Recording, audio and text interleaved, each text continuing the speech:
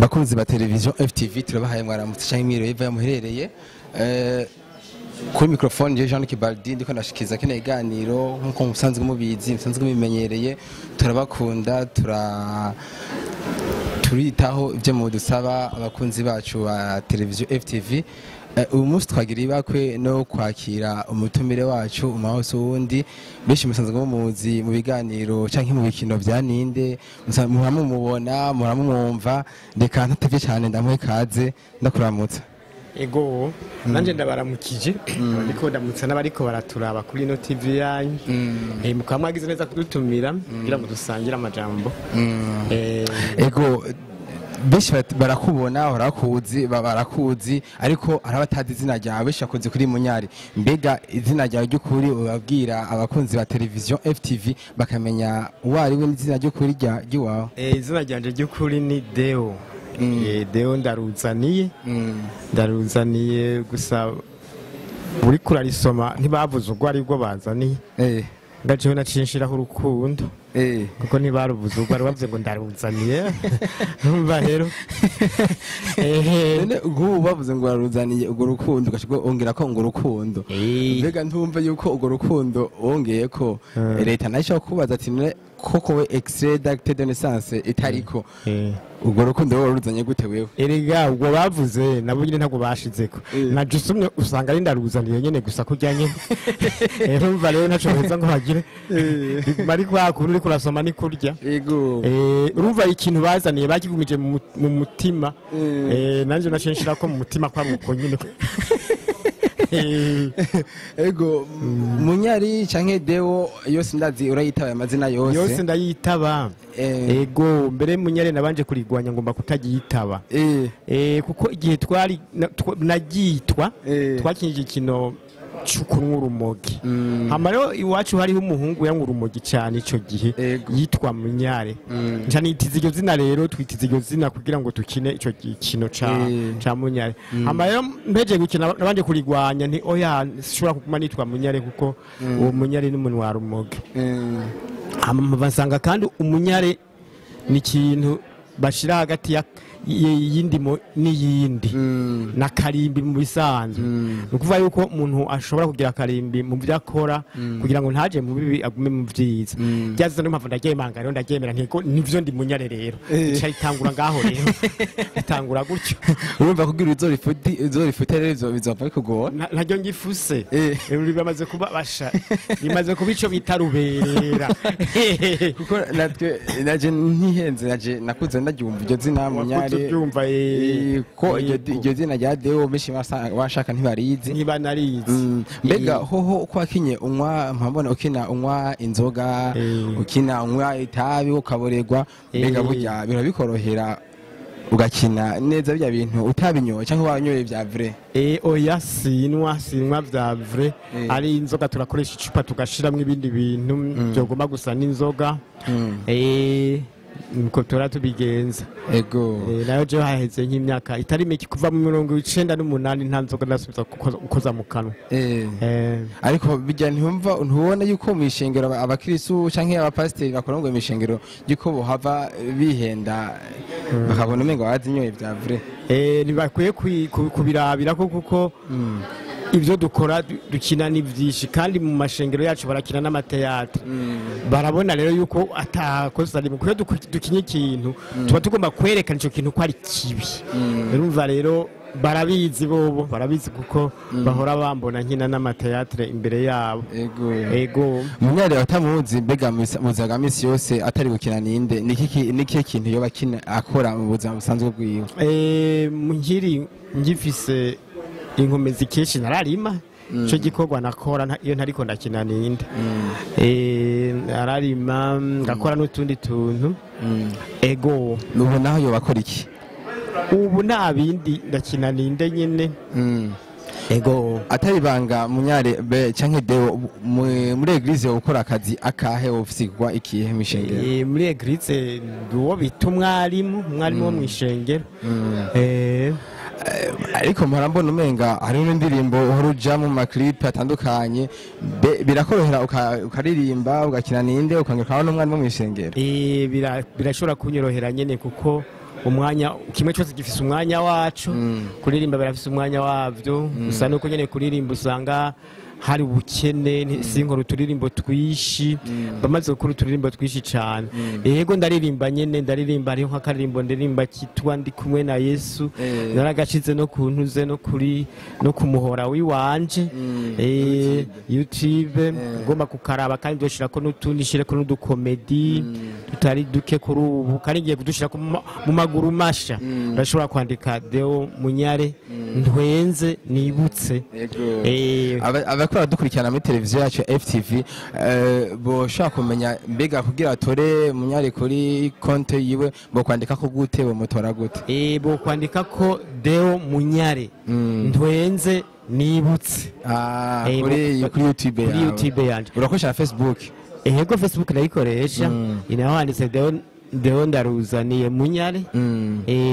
Mbe bishitse ukabona umuntu ya pirase Facebook yawe canke YouTube yawe akayipirata muco gihe byifatamo gute nkawe ubwawe? No cambaza abantu baba babizi kugira ngo bandondere uwo muntu yabigize, bashobora no kubinkosorera. Mbega urukurikirana inkino zisanzwe? Inkino zisanzwe nka basket canke football canke volleyball? Oya ntazo nkurikirana n'ukuri, sindazikurikirana. Niwe mukino ukunda gukurikirana cyane bisanzwe? Umukino ukunda gukurikirana ni indirimbo gusa. Niwe muririmbyi basi mu Burundi wowe ukunda cyane cyangwa ukunda kuri cyangwa indirimbo zikunda kumviriza cyane? Indirimbo za Apollinaire. Kuki wita mu Apollinaire? Kuko yaririmbye kuva kera. Yaririmbye kuva kera kandi indirimbo ziwe usanga zimeze neza. Simvuze ko izindi ziba zimeze nabi, mvuge ko zimeze neza cyane za Apollinaire. Ariko hari undi wirivye yarivye kuva kera yitwa David Nikiza. Mbega wewe indirimbo zinazo David umwe wa kera. Ugenda naramukunda wewe, naramukunda cyane nyine. Indirimbo ziwe za kera zari zimeze neza nawe nyine. Tugarutse mu mukino wa ninde, mbega hajya muri ninde bishitse ujya migani muhamuca ninde iheze? Ijya migani mama yikuye iva mu Kirundi twize mu ishuri canke nivyo muyumvira bwo? Ijya migani hari gihe dukoresha ijya migani nyine hasanzwe y'abakera. Umugani gwe turashobora kwikorera akantu kameze nk'umugani nyine ugasanga karasa n'ijya migani y'abakera. Birabishika ukandika script mvyo mpava mukino? Ndavyandika nyine.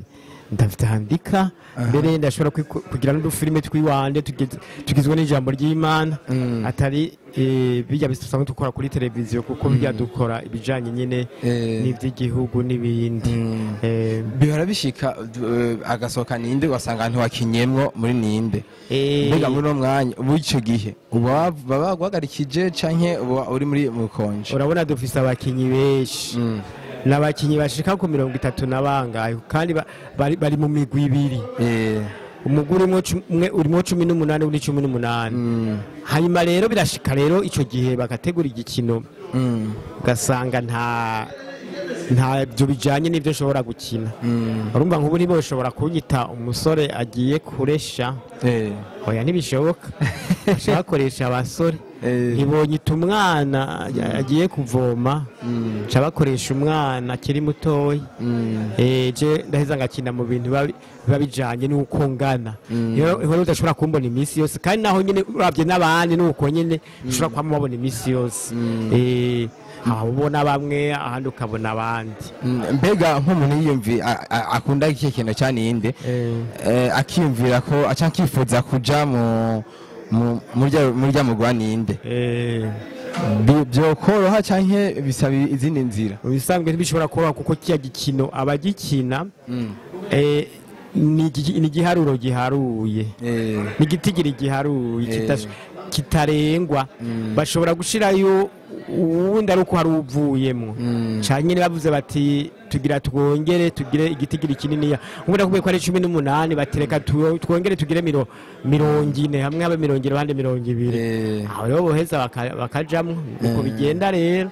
Mbega bishitse mugwa mongeremwo muhamu ushamwanya gihita gusa canke mashamo n'abanyabujumbura mushatse gushiramo canke izindi ntara? Biva ku mwanya, aho usanga nk'ubu Bujumbura bitomukundira ko amaratonda mu gihe timisi yose cyanyuma mu yindi ntara ngo yamatonda mu gihe timisi yose urumva rero baraheza bakarondera abahegereye abegereye aho hantu baraheza bakabaha n'akabazo bakamubaza agahagarara hajya bati boregwa turabe gahagarara hajya bati twenga turabe canyerira ibintu nk'ibyo icyo gihe baba ari nk'abangaye bakaraba usumbya abandi basumbya abandi n'abari bakeneye nka batatu bagacamutora muri abo cyane bari bakeneye nka bane bikagenda gutyo nyene watubwiye ko umuririmbyi nyakubahwa Deo byokunda yuko udushikiriza ukatugirira kakapera gatoye mu ndimbo waririmba yego cyane mbere njyana kuririmbire kakari nakubwira kari kuri yacu ugize cyane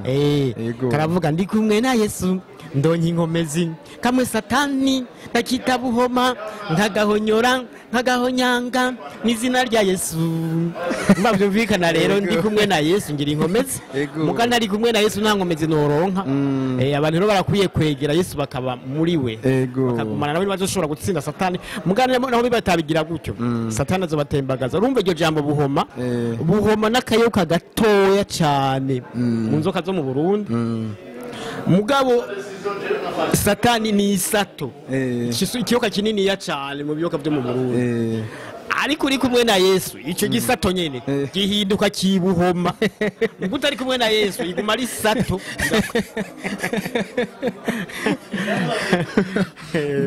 Deo gutahora ukina mbe ninde ukina uririmba canke ukina uvuga ijambo ry'Imana hari izo nakinye mvuga ijambo ry'Imana ziriho ngiranze nakuri nashobora kurikirana cyane ziriho ntibayikurikiye hariho umukobwa yabeshera abantu bamaze kubabeshera rero ibintu bikononekara bamwe bagapfungwa abandi bakagiranira nabi hama rero basenze bavuga ijambo ry'Imana uwo mukobwa acakogwako acaravuga ati vya bindi byose nje navyononye ibyo turangiza kano kiganiro cyacu nashaka nyakubahwa Deo ogire icyo shikirije abakunzi bacu ba televiziyo yacu FTV canke ari kibazo ubona ntakubajije canke akajambo ushaka gutekerera abakunzi ba televiziyo ne nkakahe igicambere no babwira nuko bukunda FTV urabona yuko namwe mukundana urabona yuko amwitireka ndagutumire tuganire turage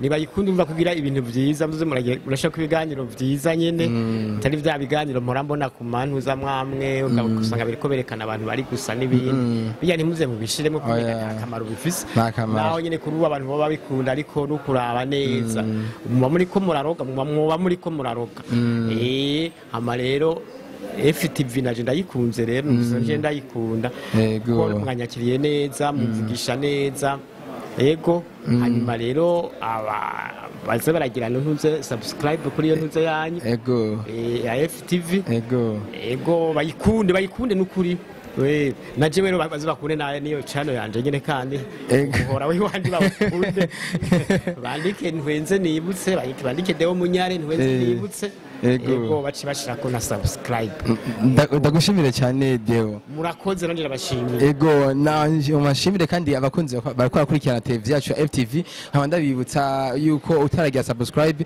yo cayigira kugira ngo uzakurikirana ibiganiro bishasha bica kuri televiziyo yacu nkaba nongera noshimira nyakubahwa Deo batazira Munyari yashoye kwitaba buno butumire bwacu bwa televiziyo FTV ego murakoze ego nkaba ndabifurije umunsi mwiza mugire ibihe byiza murakoze